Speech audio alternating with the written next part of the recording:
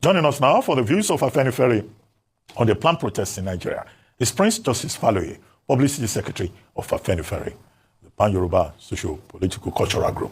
Well, Prince Faloye, thank you for joining us. Good morning. Well, this morning we discussed the same subject, and we were saying that a number of stakeholders, the NLC, the renewed agenda, the renewed Arewa group called the RAIT, and also the IPCR from the north, an NGO from the north, and other people, even Ayemeri Mame from Warri, other people, they've spoken up, appealing to Nigerian youths to calm down, and also asking government to try and talk to the angry youths or whoever the protesters are. Why haven't we heard from Afanifere? Why is Afanifere not saying anything? Is Afanifere planning to be part of the protest? Afanifere is not planning to be a part of the protest, but we support anybody who wants to put, the fundamental human rights. And because we in Afanifere have been warning about this, about the economic policies, that if it continues, if you continue with the subsidies and the high inflation, there is no way you can stop people. You can't tell them not, you can't tell a hungry man to wait, and especially when they look at what's on the table, and they will realize that there's nothing for them. And you say, give us some time. Time to do what? Because right from the beginning, we have shown you that you have gone on the wrong path. Afanifere has been saying that we need economic restructuring of this country. We need a political restructuring of this country. But all we have is palliatives and just superficial moves that we can't resolve anything. So we are not sponsoring it or support, but we support the right, and we acknowledge and we know why. Because, if you look at, there's nothing new in Nigeria, in this situation, where anywhere you find a government, and I know you will probably know this, like right from 1978, where you had Ali Moscow, when you take out subsidies like this, people rise. And we want them that, you have to apply these policies with a human face. But no, you take out the energy subsidies, and everything goes up. And if you realize in Nigeria, we have 90% small and medium enterprises who rely on this petrol, as the energy, and it's quadrupled. Then you have the foreign exchange, which has gone up. So how do you expect people to survive? And you're saying, hold on. So we understand it was, we saw it, and we were like, these policies that you're bringing, this is what it's going to lead to. But now you don't want to take responsibility for your economic policies, and you're blaming this person or saying, obedience or PDP or even Afanifere or anybody. So what you are saying, as Afanifere spokesperson, that the Tinubu administration inflicted these 10 days of rage being proposed on itself because of its policies. Yes. So you support it. You support the protest. It's not that we support it. We understand that this is an organic reaction. What is the difference? We're speaking English now. Afanifere is in support of the protest. Yes, we support anybody who wants to protest against government policies, which we also understand that they're anti-people. Okay. You understand? Anywhere in the world, in about 66 black countries, we have had the same subsidies come, and we've had all these governments face riots. So it's not that it's some people who are pushing it or there's anarchy. And the main thing is that we don't support any violence. You understand? We support peaceful protests to voice your concerns.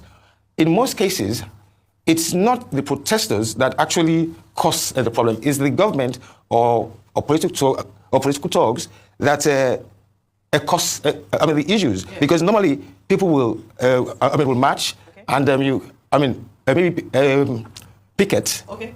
But let me come in here. So I think what we're trying to get is a statement, because Dr. Bati cited some of the groups who have come out categorically to say that we are for or we're against. So it's being a spokesperson of Afanifere, and I don't which faction, because so that they don't come and say that you are speaking for. We have only one faction. Well, I don't think that's what some people would say. Yeah. But so I would like to know who's your leader, right? So that when they want to respond, they won't say that you are not speaking for Afanifere as a whole. But in terms of your side, categorically, are you supporting? Are you going to? Yes, we support. Okay, yes, we support. So that's a clear statement. You support. Now, in saying that, what are some of the things? Because what they've said is that if you're protesting, number one, the government has said that it might lead to anarchy, right? Are you concerned about that? Number two is that there are no clearly who is the leader of this protest. What are your maybe 3 points, 4.5 point agenda that you're agitating for, and what would the response? We are not agitating, but we understand that there's a protest coming up, and we understand that it's due to the hunger in the land. Yes. And we are cautioning that, look, we don't want any violence. Okay. but we don't know the leaders or you understand. But you're supporting the protest? Yes, we support. All right, so you go out. People too. All right, okay, all right, that's fair enough. I mean, you made clear that you are in support of the protests themselves and also the right to protest, because often it seems as though that's a distinction. We support the right to protest, but perhaps we're still cautioning you against protesting. In this situation, when you look at the presidency of Bola Ahmed Tinubu, are you saying that you are not in support of his presidency? Do you think he has failed, and that is why that is what's led to this situation where a 10-day protest is just around the corner? Yes, right from the beginning we've been saying, once they said subsidies were dead, we were like, there's nowhere in the world that you won't have this kind of situation. There was an article who said that the way you are going to, the whole political class is going to move us and the whole country. It is not those who are protesting or who want to protest that is endangering the polity. It's the government policies. You cannot remove subsidies like that anywhere. Even in England or America, or the richest countries in the world, if you remove the subsidies in England today, within 2 weeks, you will find the same protests come out. So for us to say, no, people should remain hungry, it's totally unfair. And so you do think that the presidency is failing the people at this point? Definitely. You're not in support of the presidency? Definitely, because we believe that he's being superficial. He should restructure the economy. We have an economy where it's just a processing, it's a colonial economy, I would say, because majority of people are just trading, retail. We have 30% of our employment and income coming from agriculture. We have another 40% from retail. Now, government after government, what have you done to change the fundamentals of the economy? You understand? And Afanifere has said, look, for us to get manufacturing jobs, which is required, you understand? If you look at the economic history of most countries, you realize that you develop a railway system, because the railway system builds industrialization. Have agreed, you understand, instead of this north-south, have east, both economic and political restructuring. And we've been pushing it, and all he's done is give 100,000 families these palliatives, not means tested. And we've had this over and over and over. But I think President Tinubu was so sure that he could go where no other government has gone. As bad as General Buhari was, there was an interview, they asked him that, are you going to push these policies? And he said, I can't do it to my people. Okay, Mr. Aloy, 2 quick things. I asked you a question, which I don't think you've answered. Yes. You wanted to know which faction of Afanifere do you represent? You said there is no faction. Okay, let me even restate the question. Yes. Are you in the Baba Adebanjo camp, or you are in the Baba Fashionoti camp? It's a question you need to ask. I am with Baba Adebanjo. I recognize Baba Adebanjo as my leader. Okay, very good. Now, to the next question. What's your response to this narrative? There are people who say that when President Buhari was there, Northerners supported him. You will not find Northern groups attacking Buhari publicly. They may have been doing it privately, but in public, the Northern media, the groups, the social groups and all that, for the most part, there may have been 1 or 2 that were very critical of him. For the most part, he enjoyed the support of his people. Now, President Tinubu came into politics through the Afanifere route, as you remember. Yes. I'm not making it up. I was there. Yes. Yeah, I've been in this business for a while. So he came through the Afanifere route, the Alliance for Democracy and all of that. He was part of the struggle. Now, people see that, they think he's one of your own. Why is Afanifere going against one of their own? What is his offense? What has he done? Because Afanifere builds in social welfarism. Our policy, our ideology is totally different from what he's doing. We believe in social welfarism. He's coming up with neoliberal economic theories that have failed in every black country in the world. So the fact that you've been part of Afanifere does not mean, it's an ideological body. You said it's a Yoruba. No, if you really look at Awolowo and how Afanifere is, we are more about ideology than prependalist politics. We're not going to say that because Northerners, for some reason, kept quiet on Buhari, we will say that Yorubas, because you're a Yoruba president, we're going to... When you go to a market, it's not your... like Yorubas will say, oh, color, you understand?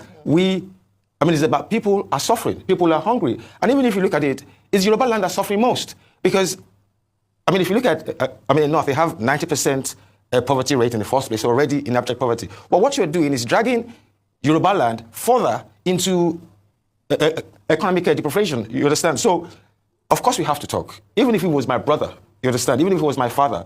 If we come together and we push you and we say, look, we understand these policies. These are things that have been going on for 60, 70 years, you understand? So you don't just come up, and you come up with and you see we've been warning him that, look, President, these policies will never, ever work. So when you're saying that, give us time, you don't take money from an economy and expect it to expand.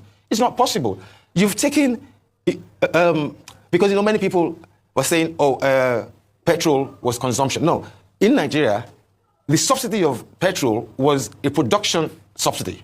And since that has been taken out, it has affected every part of our economy. And so how do you expect that economy to ever grow? Then you let the naira float. You understand? In any other country, they will say, okay, it has a 10% bottom margin, but this fell through 1,000%. And now we can say that, okay, what about reducing the cost of governance? Because if you see, we have about 50% of our expenditure on cost of governance, which covers only about 1% of the population, about 5% at most. Then the rest of our 250 or 200 million people share this 25%. Then we have about another 25% for capital infrastructure. Now, you want to cut out of that, and you're now cutting from the 25% for 200 million people and not doing anything about the cost of governance. So what do you want to tell the youth? The youth are, entrapped, and that's why they are leaving the country. Okay.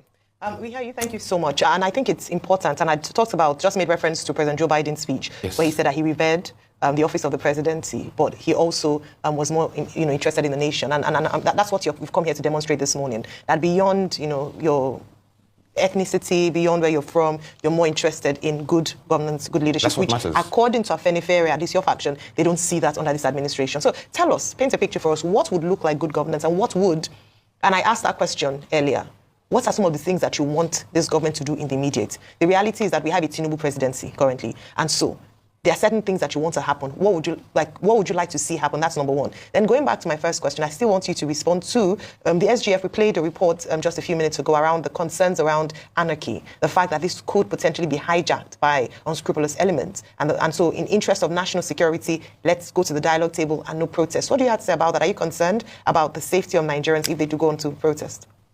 Your first question is that what do we want done? Yes, in the immediate. Yes, and it's economic and a political restructuring.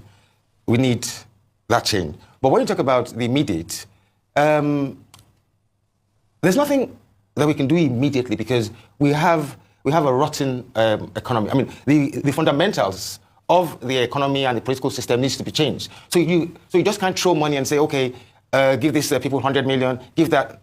All you're going to do is money down the drain. So what do you want to see, very specifically? Because it's important. They're watching, they're listening. We want economic restructuring. We want him to build meaningful infrastructure, economic infrastructure. We believe that for Nigeria, we need heavy manufacturing jobs. Right. And the only way you can get heavy manufacturing jobs, like other industrialized countries, is to build a full railway complex. Because that is the largest iron and plastic a business, which now has multiplier effects. Right. It has the highest multiplier effects, about 20. So for every one naira that you spend in railways, meaningful railways, not the ones along the coast, but that link our economic centers, when you have that, then you can build the economy.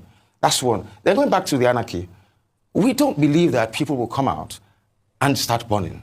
We have seen years and years of protest, and we realize that it becomes violent when the government tries to stop it or when they try to. So what we are appealing to the government is that, yes, if you look at the agricultural sector, over 40% goes to waste. And it's not that we actually believe that there's that much scarcity, apart from that people have been chased away from the farm. But even the inflation has to do with that majority of the people, the sellers, the traders, and the way they fix their prices is to cover their own costs. So if, as a small business, I want to cover my cost and everything increases around me, I will increase that cost. So unless, yes, you can dump, and we've seen this in 1983, you understand, where you have a SECO, and they don't work. You understand? People will take them, and they will still go and sell them at at expensive prices. And all this, when you go to this program, this food stipulation, you look at that, how much is actually being given. This is just, it's very unserious. You understand? You're just tossing money here and there without really addressing the issues.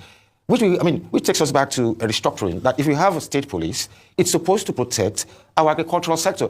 Look at the Middle Belt. Our farmers are running away from there. Now you talk about infrastructure. There's infrastructure and there's also infrastructure. Because when you build a coastal railway, which you won't find in America or you won't find in other countries, which economy specifically are you linking? You see, we need to understand what kind of infrastructure we're building. You just don't The award. objective is to open up the Nigerian economy. It will take about 4 hours to move from Lagos to Akwa Ibom. And we're told that there will be axial, expressways also linking to the north. It opens up the country. Who I'm going to Accra, will I now take a coastal rail to Okitipupa, then come down and then go across? No, there will be axial points going in that direction. But you see... That's what have you seen the design? Yes, you see, if you look at transport economics is supposed to link one economic activity, economic activity to another, and especially when you look at the cost. When you look at $11 billion cost... Because we have to go, the Dangote issue. The Dangote issue, the government needs to be more nationalistic. We have hoped for a refinery for this for so long, and it's so depressing that NMPC comes out and denigrates our products. I mean, it's not NMPC. No, sorry. NMDPRA. Yes. The regulator. Yes, the regulator. There's a difference. Now, that's totally unfair. And after